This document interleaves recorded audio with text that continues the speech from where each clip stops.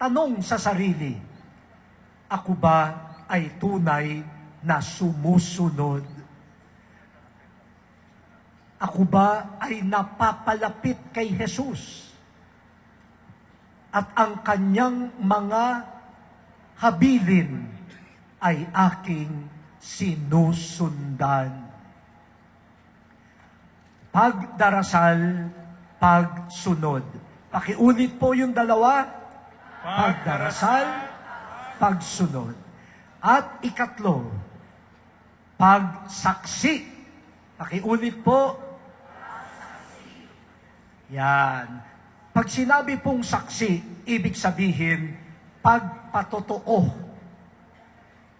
Ipahahayag ko sa kapwa sa pamamagitan ng aking salita, ng aking gawa, na totoo si Jesus, na siya ay buhay.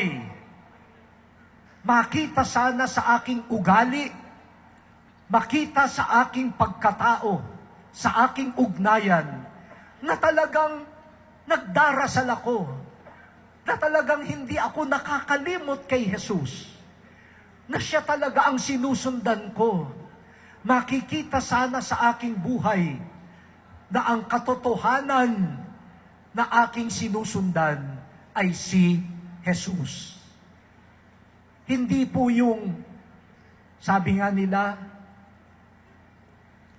yung sinasabi ng labi ay kinakabig naman ng puso. Hindi po. Talagang ipakita na si Jesus ay buhay, lalo na sa ating pag-iibigan. Mga kapatid, huwag tayong mahihiya. Ipayag sa mundo, mahal ako, Jesus, mahal ko si Jesus. Huwag kayong mahihiya. Nakakapagtaka nga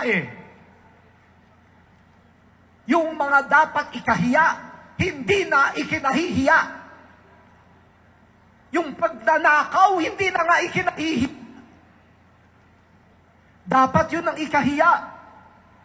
Yung corruption, nakahiya. Sinasabotahe ang mikropono.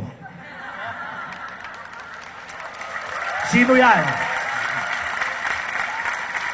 Uulitin ko yan. Yung mga nakakahiya, hindi na ikinahihiya. Pagnanakaw, corruption, hindi na ikinahihiya. Nasa front page pa nga. Huwag ikahihiya si Jesus.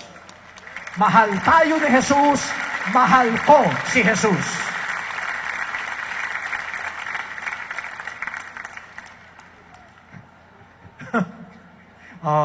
Yung tatlo po, pagdarasal, pagsunod, pagsaksi. Pakiulit po natin yung tatlo. Pagdarasal, pagsunod, pagsaksi. Inaanyayahan ko po kayo na tumahimik sandali